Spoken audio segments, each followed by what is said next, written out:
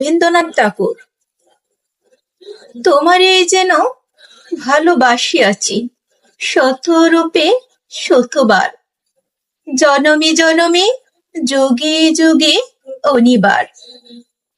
চিরকাল ধরে মুগ্ধ হৃদয় গাথিয়াছি গীতহার, কত রূপ ধরে পড়েছে গলায় নিয়েছ সে উপহার। জনমে জনমে যুগে যুগে অনিবার, যত শুনি সেই অতীত কাহিনী, প্রাচীন প্রেমের বেতা অতি পুরাতন বিরহ মিলন কথা।